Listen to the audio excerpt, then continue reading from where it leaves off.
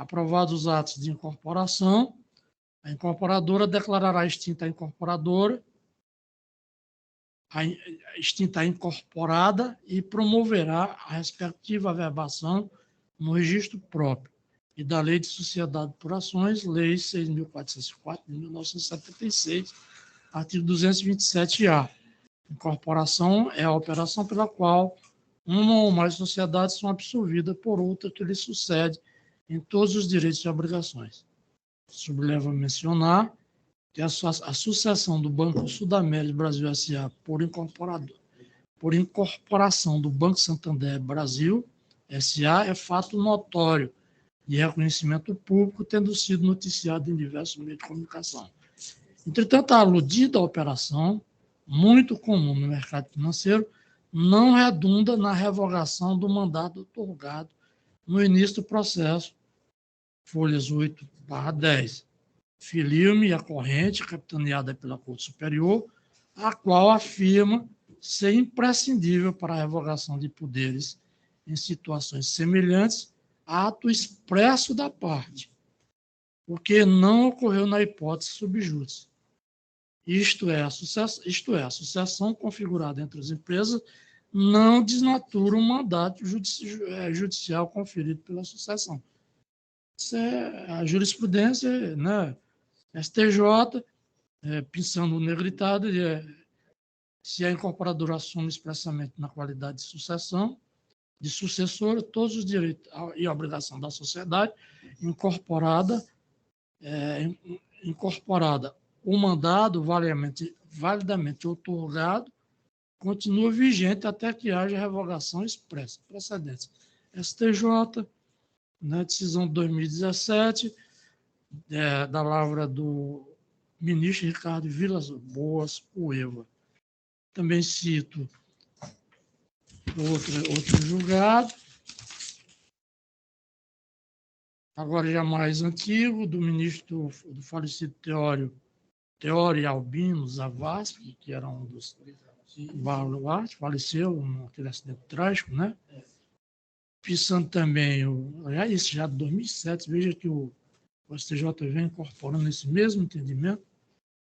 A alteração da razão social, legitimidade da embargante com sua nova denominação, reconsideração da decisão gravada. Embargo de declaração, inexistência de quaisquer dos vícios, do artigo 535 do CPC, rediscussão de questão em mérito e possibilidade de agravo regimental provido para conhecer dos embargos e declaração deste logo rejeitado. Foi tratando dessa matéria.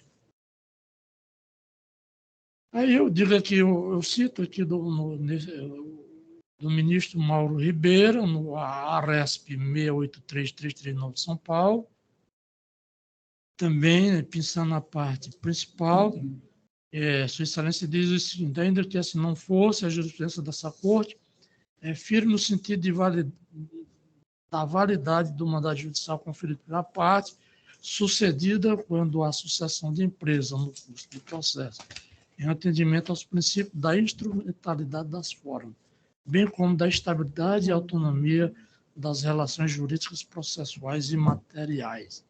Nesses termos, diante da regularidade do mandado judicial, ao conferir ao procurador a prática de todos os atos do processo, artigo 105 do CPC, é evidente que a sucessão das partes não importa em sua extinção automática, fazendo presumir que os poderes do mandatário continuam rígidos e aceitos pelos sucessores até o momento do surgimento do novo patrão. E se houvesse a revogação expressa, o que não aconteceu no respeito. Infelizmente. Logo, observando regulares as estimações realizadas em nome do primeiro patrão, doutor Wagner Barreira Filho, válida a certidão de trânsito em julgado da sentença de extinção por abandono posta às folhas 512, pois a parte recorrente, a autora, fora devidamente intimada daquela deliberação, conforme se infere dos documentos constantes das folhas 511, dos autos de origem, e contra ela nada foi apresentado, a não ser aquele pedido de reconsideração, que então o juíza da causa não tomou conhecimento. A meu sentir, portanto, acertada a decisão do eminente relator quando deixa de acolher a pretensão recursal a partir da constatação de malferimento à coisa julgada. Por conta desse, de forma bem simplória, eu acompanho a Sua Excelência no ponto. Certo? Entretanto, em contraposição ao entendimento do eminente relator, entendo que os questionamentos recursais acerca do excesso de execução, a partir do argumento de suposto equívoco quanto ao termo inicial dos juros de mora, devem ser analisados. E não há que se falar em preclusão pro judicato, uma vez que o mencionado tema não foi examinado em momento algum durante os autos de origem ou nessa instância. É matéria, portanto, de ordem pública. Também não há se falar em inovação recursal ou supressão de instância, pois, como já referido, é questão, como disse, de ordem pública. O problema de juros, do Darival, e correção monetária, juros é questão de ordem pública. Aqui não vou tratar mais do problema da coisa julgada da matéria, porque lá o advogado cochilou, e eu vou repetir pela segunda vez. A parte que cochila não tem direito, né, a rever ato nenhum. Lamentando, o fato. Também não há se falar em inovação recursal ou supressão de instância, pois, como já referido, é questão de ordem pública e pode ser analisada a qualquer momento, nesse panorama de ideias cito precedente da Corte Superior de Justiça. A decisão do ministro Nefi Cordeiro, de 2019. E Superior Tribunal, o negritado. O Superior Tribunal firmou entendimento segundo a qual a aplicação de juros de correção monetária podem ser alegada na instância ordinária a qualquer tempo, podendo inclusive ser conhecida de ofício.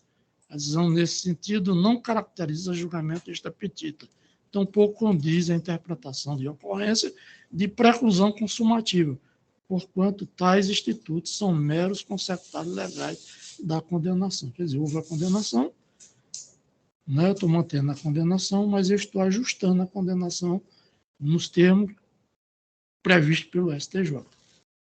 Cito também Tribunal de Justiça de Minas Gerais, mesmo sentido, Tribunal de Justiça de São Paulo, também no mesmo sentido, agora vou me permitir não ler, deste Tribunal de Justiça, uma decisão agora do dia 21 de 6 de 2021, relatoria da desembargadora Maria Iracema Martins do Vale, Sua Excelência, na parte negritada deste voto, diz o seguinte: como sabido, o juro de mora e a correção monetária por constituir consecutários legais podem ser alterados de ofício pelo órgão julgador, a qualquer tempo e grau de jurisdição, não representando qualquer prejuízo para as partes, nem se submetendo à preclusão, que fica adstrita a pedido. Ao pedido é o valor da condenação, a obrigação principal, conforme precedentes deste tribunal em obediência a decisões do STJ. No mesmo sentido, desembargador Darival, cito Maria Vilalba Fausto Lopes, decisão de 17 de 4 de 2019, também na parte negritada, de Sua Excelência. Primeiramente, no tocante à preliminar de indeferimento, liminar do agravo, ou preclusão da insurgência sob argumento de ausência de manifestação do agravante acerca dos cálculos da contadoria do fórum, a mesma não merece prosperar. Isto porque, tratando-se de matéria de ordem pública, que é o problema da correção e dos juros de mora, né?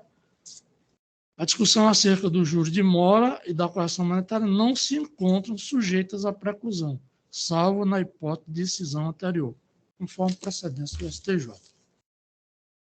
E prossigo dizendo, malgrado o raciocínio disposto no recurso, penso que o tema inicial para a contagem do juro de mora é o do trânsito em julgado da decisão que impôs a condenação em honorários sucumbenciais e não a partir do comando para o pagamento espontâneo da condenação. Artigo 523 CPC, como quer fazer crer a parte agravante. A meu sentir, um marco temporal para a aplicação das regras sobre honorários é a sentença e, por consecutar, lógico, o trânsito em julgado dela. De mais a mais, também não se pode falar em termo inicial a partir do ajuizamento da demanda, como entendeu a parte exequente agravada. Pois, repita-se, trata-se do adimplemento de honorários sucumbenciais, em que a sucumbência somente surgiu no instante da prolação da sentença.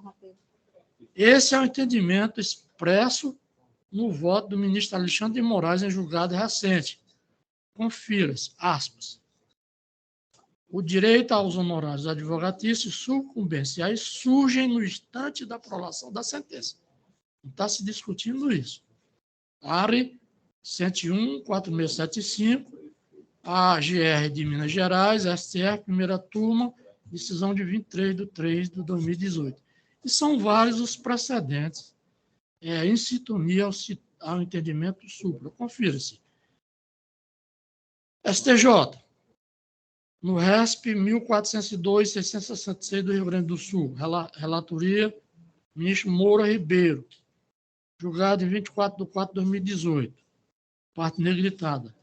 Arbitrados os honorários em quantia certa, a correção monetária deve ser computada a partir da data em que é fixada a verba, incidindo juros de mora a partir do trânsito em julgado da sentença.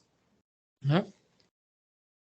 Também, STJ, relator ministro Herman Benjamin, mesmo sentido. Não permiti não ler, porque está aqui negritado, a mesma coisa. Né? Também dessa Corte de Justiça, relatoria da recém-aposentada desembargadora Graça Quental. Pensei para privilegiar a nossa colega que saiu recentemente do tribunal. Negritado. O termo inicial do júri será a data do trânsito em julgado da decisão que fixou os honorários, ou seja, o acórdão que julgou o recurso especial transitado em julgado em 3 de 8 de 2017, conforme o certidão de folha 828, uma vez que arbitrados os honorários em quantia certa, a correção monetária deve ser computada a partir da data em que é fixada a verba, que no caso dos autos é a data de prolação do acordo 13/2/2010, isso é a correção monetária. Também agravo instrumento, e aí o PIN São Paulo tem o mesmo sentido, Darival, desembargador Duval. Assim, já terminando, tem-se que o termo inicial do júri será a data do trânsito em julgado da decisão, que fixou os honorários, ou seja, a partir de 23 de junho de 2021, conforme certidão de folhas 508 dos autos de origem. Desta feita, entendo que os autos devem ser remetidos à contadoria para apresentação de nova planilha a considerar os parâmetros acima fixados, acerca inicial do juros de mora. Desta feita, coaduno em parte com o entendimento do relator, lançada nos autos as folhas 139/161, para conhecer do recurso, mas ao cabo dar parcial provimento, apenas para se ajustar aos cálculos apresentados pelo exequente, nos termos apontados neste voto de vista. É dessa forma que voto. Parcial provimento. Só quanto ao juros, ajustar só o juro. O juro de mora. Senhora presidente, realmente eu ouvi atentamente e sei dessa questão de poder reaver quando se trata de matéria de ordem pública. Né? A minha decisão, em sede de um agravo, o que aconteceu foi o seguinte: os advogados do banco original e o do banco que sucedeu perderam os prazos. É o que eu falei no voto. Você falou, né? Então, houve uma decisão. A decisão foi certeira no sentido de condenar a parte em 10% do valor da causa, né? E aí ela não e nem poderia ter imaginado isso, não é? Porque isso aí já era questão de cumprimento de sentença. É evidente, tem uma lei muito antiga, mas de muita densidade, que quando o juiz condena a parte a um honorário certo, evidentemente ele está mandando corrigir isso automaticamente. Se não foi aplicado em nenhum tipo, dentro do cumprimento de sentença, de algum corretor, de alguma coisa, vamos dizer assim, alguma taxa taxa Selic, taxa, enfim, do Banco do Brasil, taxa... Enfim, quando não vem, tem uma correção automática. Mas aí não é o caso. O caso que se está aqui é que se perdeu o prazo. Para quê? Perdeu o prazo de apelação e agora nós estamos em sede de cumprimento de sentença. Quando veio o cumprimento de sentença, o doutor Davi Sommer me pediu uma audiência. Doutor Duval, eu queria falar, porque eu ingressei agora nesse processo, e aí realmente eu suspendi. Eu disse, doutor Davi, eu vou suspender essa execução com muita prudência e vou ver dentro como é que eu vou resolver esse agravo, depois que se perder todos os prazos possíveis e imaginados. Todos. Aí o que acontece? Vossa Excelência mesmo acabou de falar que a própria banca de advogado, que eu não sei porquê, uma banca super conhecida, onde os dois titulares, o que já se foi, o que está aqui, foram nossos professores. Pois é, não sei, isso aí não cabe ao juiz, não cabe entrar nisso, o que foi que houve em nível de contratuação. Contrataram um advogado de São Paulo, também perderam todos os prazos, embora, como a sentença não está ainda, desembargador Darival, com mais de um ano, não é? É só simples, é com a R mesmo, quando se faz a notificação trabalhista. Ele mandou as cartas para os endereços corretos. Isso foi que aconteceu. Agora, em sede de agravo, para a gente resolver todas essas questões, até de nulidade ou até de correção, eu acho um pouco difícil. Eu acho que a correta tomada de medida dos advogados, que está no prazo, será ação rescisória. Está entendendo? Porque aí Vossa Excelência vai e diz, olha, a matéria é de ordem pública, ela pode ser revista segundo a jurisprudência. Você me permite? Pois não. Só terminando. Também, isso que Vossa Excelência falou, é dividido, porque aí eu trago. Aqui nós vamos sair daqui umas 2 horas da tarde. Se eu for discutir, não. Não, estou dizendo, a questão da possibilidade de que ali a matéria é de ordem pública, não é de se rediscutir. Eu vou ficar bem esclarecido. É só quanto está, não é a correção, quanto o juro de mora, que deverá incidir em cima dos honorários. Aí é uma questão que não foi, embora, como Vossa Excelência disse, não foi resolvido pela... Viu, desembargador Dario? Escute bem que Vossa Excelência vai votar e pode até pedir vista. Na verdade, foi resolvido tudo isso. A juíza que substituiu ao doutor Luciano Maia Freire, que é a juíza doutora Antônia, que é muito experiente, o desembargador Darival deve saber, porque ela foi até gerente da Caixa Econômica. Eu conheci ela como gerente da Caixa Econômica. Então, tem muita experiência esse pessoal que vem do financeiro. Abriu todos os prazos para que a parte possa manifestar. Não discuto isso, entendendo? Não. Então, então, o que é que eu interpretei? Se abriu o prazo e a parte não se manifestou, porque aceitou todo tipo de cálculo. Eu acho, pessoalmente falando, Vossa Excelência, aqui eu vou aqui, porque, na verdade, qual é a grande confusão que se faz? Foi que o nosso livro, Vossa Excelência estudou, e eu também, Darival, certamente. Amaral Santos, que era o nosso livro de direito processual, é que disse o seguinte, que essa matéria, quando é de ordem pública, não é que pode ser vista qualquer tempo. Ela pode ser vista ex officio. O que é ex officio? É que cabe ao juiz determinar se ele vai rever isso ou não. Eu estou dizendo que não, porque já foi, abriu todos os prazos necessários, passou por 2 juízes, como Vossa Excelência está dizendo, que são realmente competentes.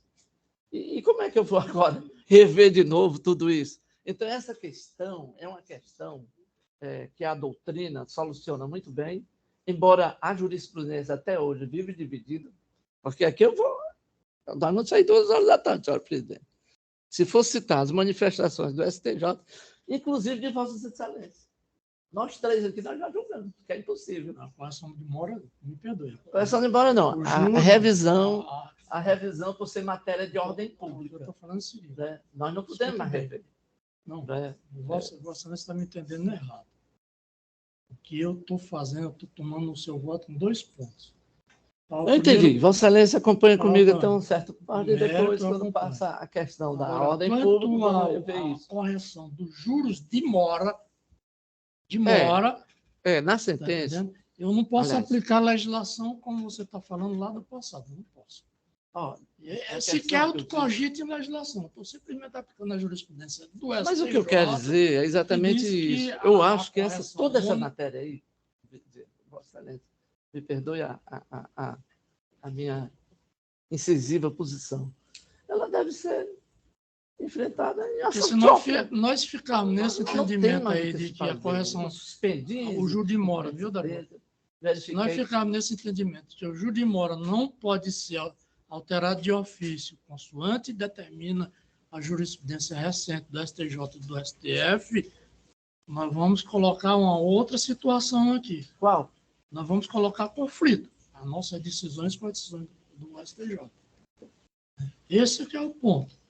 Não vejo isso. Tá Eu entendendo? vejo que a ação, do Bom. jeito que está, é inadequada. Ela deve seguir tudo isso. Pode desempatar. Tudo isso. Eu vou pedir vista. Eu vou concluir. professor. Quer Já pedir vou pedir vista? vista. Tirar meu voto e vou pedir vista. Então eu Eu tenho gostei. 10 dias. Tem mais. Assim que for disponibilizado, são 10. Eu não traio na próxima semana ainda, mas terei outro. Só para concluir, senhora Vou retirar o presidente. meu voto e vou pedir vista para Pronto. Eu ver vou a posição só. de todos os dois. E para a gente possa Desempate. decidir. Perfeito. Senhora presidente. Não, É ainda porque está com agrava, vista ainda. a maioria é grave. Mas ele pode pedir vista. Tranquilo. Eu sei, não, foi isso que eu agora melhor. Que é um voto decisivo. Eu só gostaria, senhora presidente. Mais livre dos princípios da justiça. Eu tenho, Então, eu vou levar. Não é fácil, não é fácil. Agora, senhora presidente, eu acho que não pode, não. 17 do regimento interno, artigo 93, inciso 9, eu vou pedir que o segundo, Vossa Excelência, permita. Questão de fato. Prazo para execução para embargos ou pagar. Isso aí é matéria de mérito, meu irmão. Não é mérito. Se não for discutir isso aí, não volta. Senhora presidente, só. Abriu a anuidade que ele mesmo produziu. Senhora presidente, eu só queria. Doutor, não é caso de fato, não. sustentação, então Já passou. Já. deixar aí para os embargos de declaração, se for o caso. Doutor Isso, Vossa Excelência me dá. Eu queria concluir. Exatamente. Não, calma. Não. Ele já teve a O senhor oportunidade. agora só pode arguir alguma coisa se for embargo de declaração, se for o caso, Fato. né? Pois bem. Senhora presidente, eu só queria, só para concluir, foi pedido. Essa discussão aí não vai levar a nada. Ele já pediu visto. Não, mas né? eu só Vai ver queria. o voto do Eu senhor. sei, já foi deferido. Terminou, não. Senhora presidente, deixa eu só dizer. Eu queria só anuir, juntar essa minha posição, contraposto à questão a questão que foi levantada pelo desembargador Bezerra, colocar para que o desembargador Darival, que vistou agora, possa também aquilatar a minha Ou o senhor posição. vai juntar o voto do senhor, né? O voto já está e um complemento que é justamente sobre o que o Bezerra articulou com relação a essa questão. Parcial procedência. Contrapor a posição do Bezerra, que eu quero manter o meu voto, a minha O senhor posição. vai colocar no processo não, né? Porque não tem mais oportunidade. Pois é, mas aí porque eu posso colocar falando agora, mas eu não queria falar, estou adiantando da hora. Não, mas eu não vou fazer isso. Eu poderia, porque ele não trouxe a posição dele, que foi parcial, ele teve um Parcial plus. procedência só em relação aos juros Pois de mora. eu queria contrapor isso.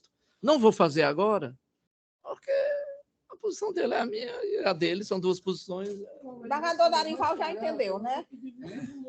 Incluir. Então, Entendi, presidente. Entendi. Vou pedir vista para melhor examinar, já que será um voto decisivo. Viu? É uma matéria complexa, eu vou examinar. Eu também nem voto, mas eu já entendi aí. Já entendi o momento. Então, Bezerra tem uma posição, eu tenho Também outra. entendi. É só num ponto. Então, eu queria só... É só um ponto, a divergência é só num ponto. De qualquer modo, eu mantenho a inteireza do meu voto. Da hora eu vou pedir vista. Então, vista concedida. Aí a senhora vai voltar para a sustentação? Ah, vou voltar para as sustentações, que ainda temos 5, viu?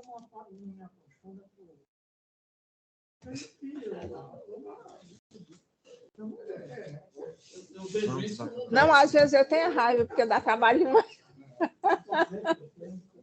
Dá trabalho demais. Quer dizer, a relação de vistas? De sustentação? Ainda tem mais um pedido de vista, né?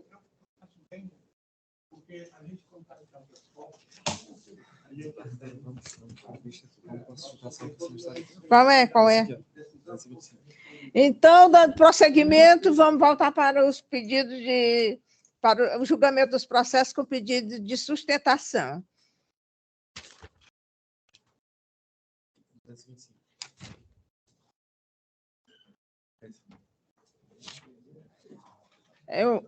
O número 225 da pauta é o agravo de instrumento 0627787, dígito 78 de 2021, da relatoria do desembargador José Evandro Nogueira Filho. Chama as partes, por favor.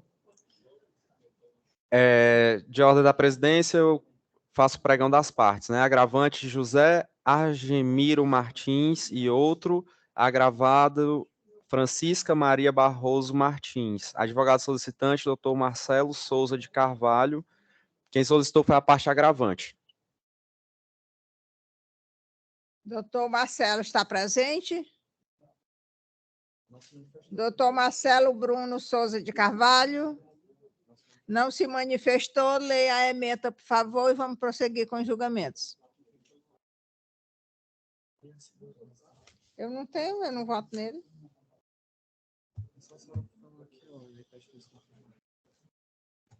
Proclamar o resultado.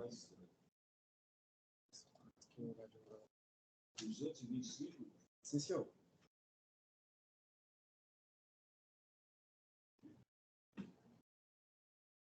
Lê só o resultado. Recurso conhecido e desprovido, senhora presidente. É como voto.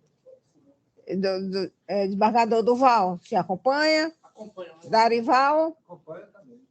Então, proclamando o resultado, recurso conhecido e improvido. Ainda temos o recurso de número 238, é uma apelação cível 0051 838, dígito 30 de 2020. Relatoria do desembargador José Evandro. Chame as partes. Apelante. Apelante Isabel Rodrigues Souza Santos, apelado Banco Itaú Consignado S.A., advogada solicitante doutora Ana Virgínia de Andrade Silva, representando a parte apelada, relatoria do desembargador Evandro. Doutora Ana Virgínia está presente? Doutora Ana Virgínia não está presente. Também é desnecessária a sustentação, né? Encontrou, desembargador? Proclame só o resultado. Recurso conhecido e não por favor, senhora presidente. É o voto. Doutor desembargador Duval. Com relator. Darival. Ratifico o voto provisório, com relator. Proclamando o resultado, recurso conhecido e improvido. Agora, o 249 da pauta, apelação cível 012 4504, dígito 09 de 2018, apelante Unimed Fortaleza, Sociedade Cooperativa Médica, advogado solicitante Davi Sombra, acabou de sair, né? Mas tem mais 2. Advogado solicitante Maiara de Lima e Jefferson Souza Ferreira da Silva. Apelada Ednaide Maria da Costa Guiar. Advogada Laura Daniele Jovino Lourenço. Parte apelante, a Unimed. Alguns dos advogados citados estão presentes? Presente, Excelência, Jefferson Souza, pela Unimed Fortaleza. O senhor dispensa a leitura do relatório? Dispenso. Então, tem a palavra pelo prazo regimental. Perfeito. Inicialmente, gostaria de saudar os nobres membros desta Câmara, em especial na pessoa do desembargador relator Zé Evandro Nogueira Lima Filho, e dos demais componentes. Excelência, até mesmo pela avançada hora, serei bem pontual e breve nas minhas colocações, indo já direto ao ponto, né, das nossas razões recursais. Melhora aí o seu som, doutor, por favor. A senhora consegue me ouvir? Ou está falhando? Muito baixo. Deixa eu alterar aqui. Melhorou um pouco? Melhorou. Pronto. Dando prosseguimento, trata-se de uma apelação civil, né, interposta pela Unimed Fortaleza, em face de uma sentença que foi proferida do outro juízo da 4ª Vara Civil, nos autos de uma ação de obrigação de fazer, que visava compelir a operadora ao custeio integral do home care a uma paciente, certo? Além da condenação em danos morais. A sentença, ela reconheceu a obrigação de fazer da operadora em custear o home care, além da condenação em danos morais no valor de R$20 mil, certo? Como primeiro ponto da nossa apelação, nós trouxemos a questão da perda parcial do objeto da ação, tendo em vista que a própria paciente, à época, faleceu, né, em 25 de junho de 2019, conforme a certidão acostada às folhas 378. Todavia, a sentença ela não reconheceu esse fato, condenando a operadora na obrigação de fazer. Ou seja, por mais que tenha ocorrido óbito, e isso levaria à perda do objeto quanto a essa questão do home care, da obrigação de fazer, a sentença reconheceu a obrigação da operadora em custeá-lo, né, condenando-a nesse sentido.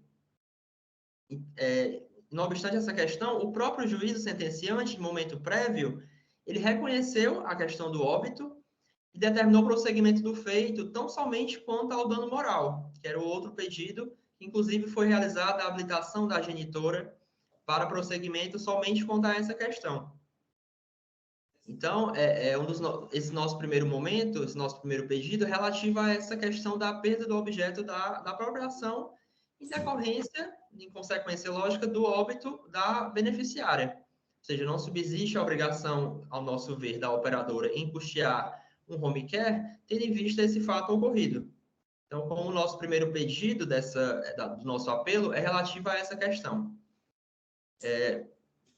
No segundo momento, a nossa apelação ela versa sobre a questão do escorreito atendimento da beneficiária por parte da Unimed Fortaleza durante todo o tratamento, seja nos momentos em que ela ficou internada no hospital, seja quando estava em sua residência.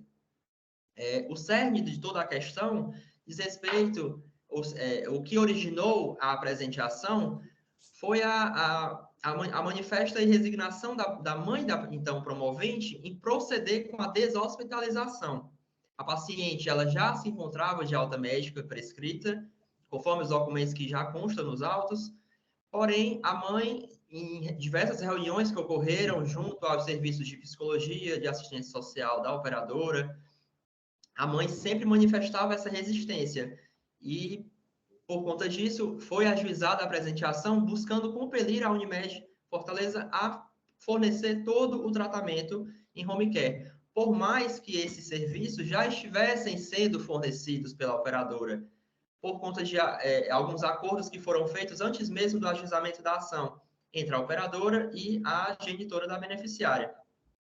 Então, durante toda essa tramitação, tanto antes da ação ser ajuizada quanto durante, a então paciente Laila Maria, ela foi devidamente assistida pela Unimed. E aqui eu trago uma questão que é de importância salutar no desenvolvimento feito, em relação ao perfil clínico da paciente nesse momento. A paciente Laila ela se encontrava de alta médica com o perfil clínico de assistência domiciliar. E esse fato, ele inclusive restou devidamente comprovado, tanto documentalmente, quanto durante a vasta instrução processual que ocorreu. Ocorreram a oitiva inclusive de representantes da operadora, de testemunhas, em que restou devidamente comprovado que o perfil clínico da paciente ele era de assistência domiciliar, ou seja, ela não necessitaria da presença, por exemplo, de um técnico de enfermagem 24 horas, como a mãe então pleiteava na ação. Então, devido a essas questões, nós pugnamos, né, em sede de apelação pela reforma dessa questão relativa à condenação em dano moral, tendo em vista que o doutor juiz sentenciante reconheceu que a operadora negou esses serviços à beneficiária, por mais que estivessem já sendo fornecidos, reconheceu que houve uma negativa e condenou a operadora, inclusive, em valor superior ao que tinha sido pleiteado na inicial. Na inicial foi pleiteado R$10.000 e na sentença restou condenado em R$20.000. É até outro ponto também que nós trazemos. Então, já me encaminhando para o final da minha fala, nosso pedido relativa a essa questão da condenação é que seja afastada a condenação em danos morais, tendo em vista que a operadora sempre forneceu todos os serviços para a beneficiária. Mesmo antes do deferimento da liminar, mesmo antes do ajuizamento da ação, a beneficiária já estava sendo assistida, até o seu lamentável óbito decorrência de complicações do seu próprio quadro clínico.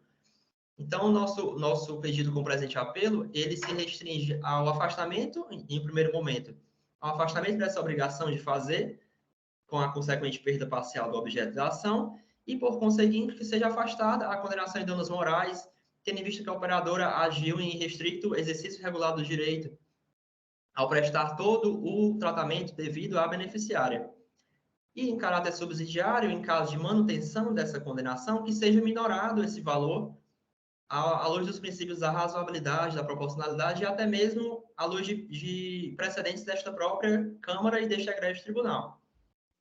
Então, finalizando, excelências, nosso pedido é pelo integral provimento da apelação nesses termos. Muito obrigado.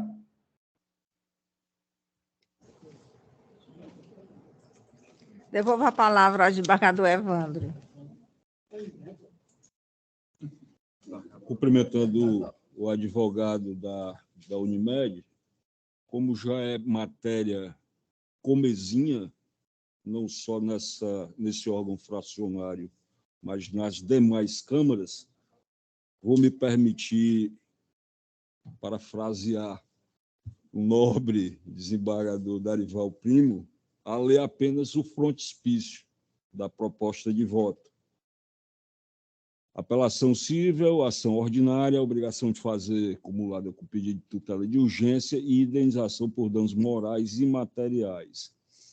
Operadora do plano de saúde, sistema de home care, negativa de atendimento por profissionais especializados e concessão de insumos na modalidade domiciliar, a ausência de cobertura contratual, a abusividade de disposições restritivas, procedimento fora do rol da ANS, irrelevância, danos morais configurados, óbito da menor, continuidade do processo em relação a representante, recurso conhecido e não provido.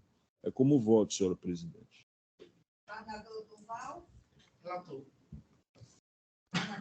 É matéria muito recorrente nesta Câmara, nesse tribunal. Acompanhe o eminente relator.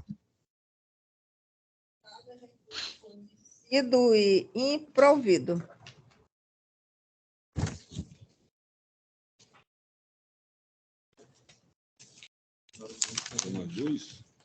Tem mais dois. Agora é o 251, apelação cível 0097010, dígito 67 de 2015. Chame as partes, por favor.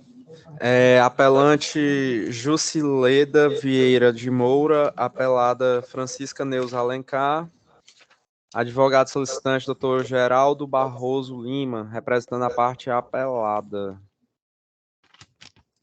Apelada. A advogada está presente? Sim, excelência. Apelante, apelada. Advogado Geraldo Barroso Lima. Barroso. Doutor, o senhor dispensa a leitura do relatório? Sim, excelência. O senhor está defendendo a parte apelada. Exatamente. O recurso foi provido. O senhor dispensa a sustentação? Dispensa, excelência. Vou ler aqui só Então, doutor, dê essa menta. Direito Constitucional e Civil, apelação civil, ação de uso capel especial urbano, requisito do artigo 183 da Constituição Federal, reproduzido no artigo 1240 do Código Civil. Preenchimento, posse mansa e pacífica, prescrição aquisitiva e ônibus domini. Comprovado, sentença mantida por seus próprios fáticos e jurídicos fundamentos. É assim como voto, senhora presidente. Desembargador Duval. Tentou teve que ir ao banheiro, mas ele vem logo, Então, temos que aguardar, né? Temos que aguardar, excelência. Me diga só o número do A sessão está presente, né?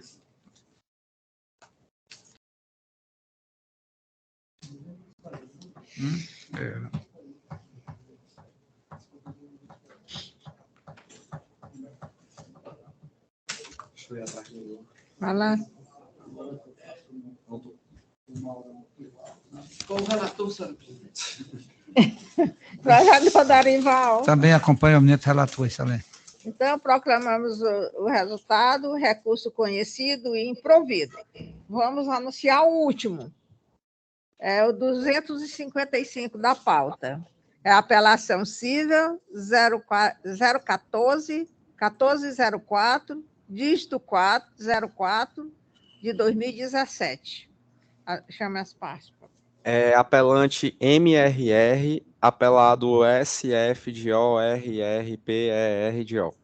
Advogado solicitante, Dr. Paulo Anderson Queiroz Guarani, representando a parte apelante. Doutor Paulo Anderson está presente? Sim, excelência, estou presente. Doutor, o senhor dispensa a leitura do relatório? Sim, excelência, dispensa a leitura. Então, tem a palavra pelo prazo regimental. Pronto, primeiramente gostaria de saudar a senhora presidente, tá?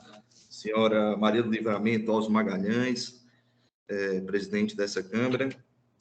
Gostaria também de saudar o senhor relator José Evandro Nogueira Lima Filho, relator desse processo, e os demais membros da Câmara, o ilustre membro do Ministério Público, defensor público e os demais advogados que estão aqui presentes, tá? Excelências, eu gostaria de suscitar alguns pontos, né, nesse processo.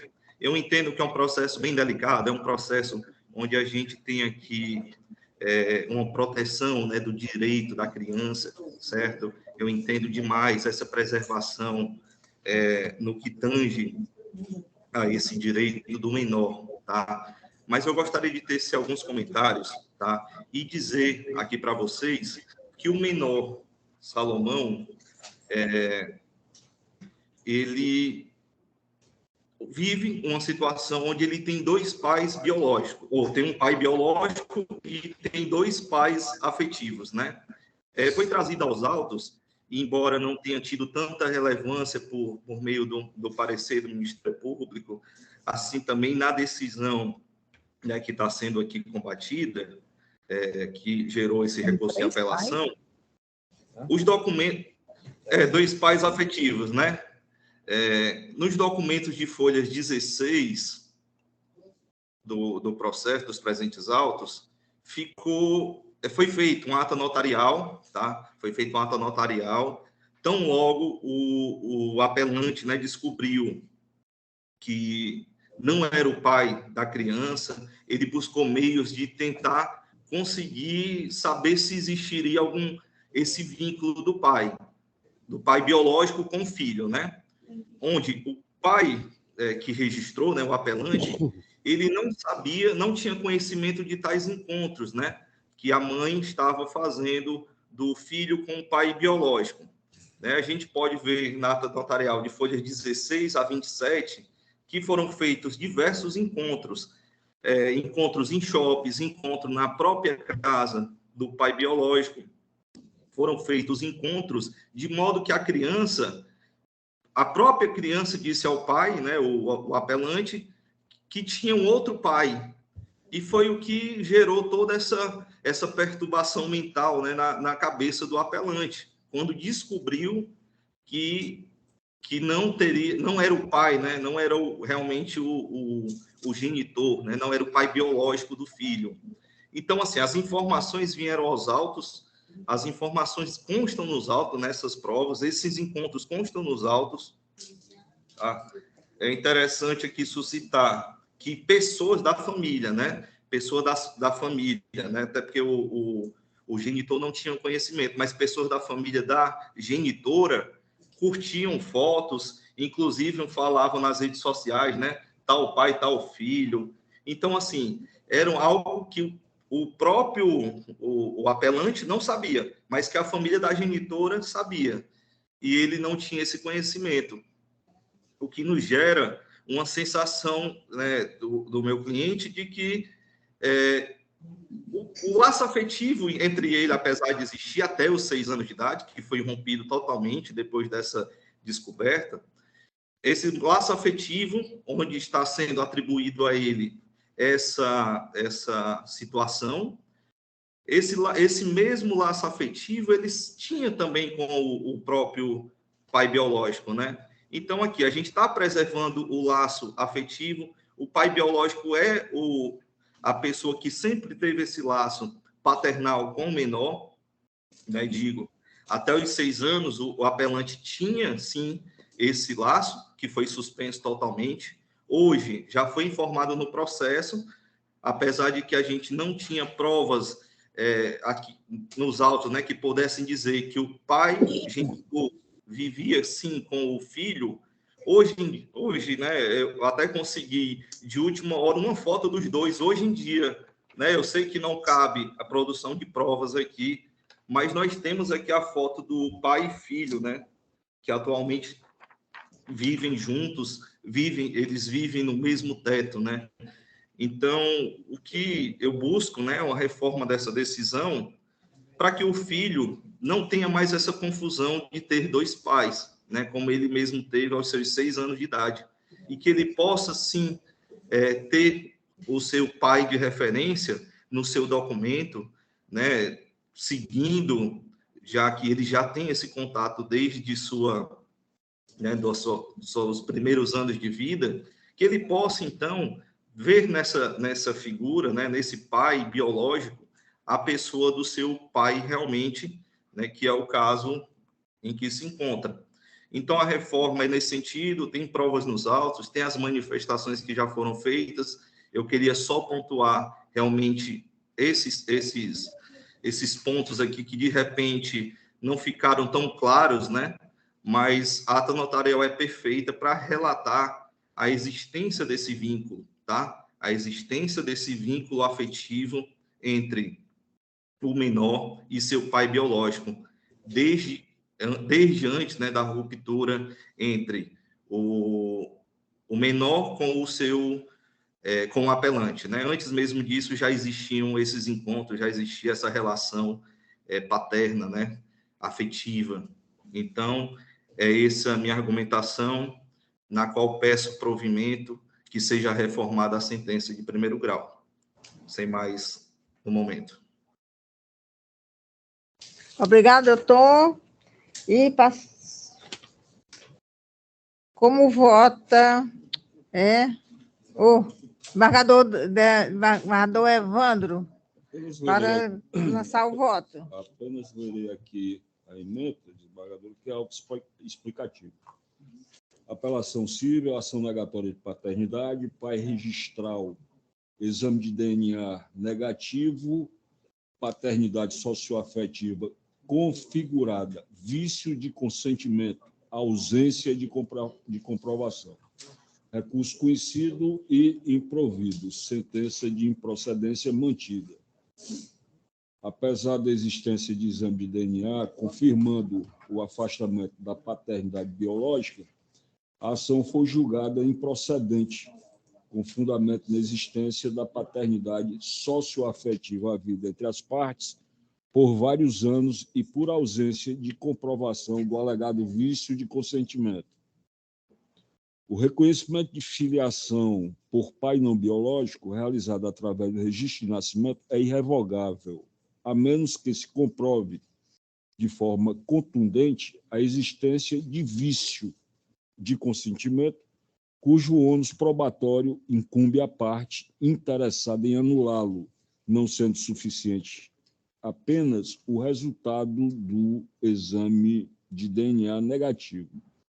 Especificamente no caso dos autos, verifica-se que o promovente não se desincumbiu do ônus que lhe competia, pois não foi possível extrair da instrução processual provas acerca do alegado vício, restando sobejamente demonstrado o vínculo socioafetivo entre as partes.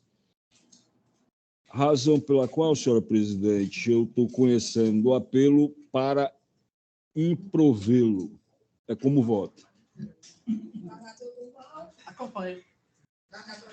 Voto interessante, texto do desembargador Evandro. É um assunto realmente palpitante esse, Paulo, com relação à filiação afetiva, biológica e socioafetiva. Inclusive, dificilmente o pátrio-poder só pode ser destituído, o poder do pai, né, dentro daqueles casos previstos do Código Civil, assim como também a adoção. Só o que se aplica ao pátrio-poder, a destituição do pátrio-poder, ou a suspensão, aplica-se também à adoção. São irrevogáveis, são ambos irrevogáveis. Parabéns pelo voto e eu acompanho Vossa Excelência. Proclamando o resultado, o recurso foi conhecido e improvido por unanimidade. Só dar direito de preferência aqui do advogado que está aqui desde cedo, é o processo 0128891, dígito 67, de 2018. É este? É apelante Francisco José Batista de Lima e apelado Quimiplast Indústria de Ferro. É da relatoria do desembargador Duval. É só dizer daqui o resultado: é recurso conhecido e não provido.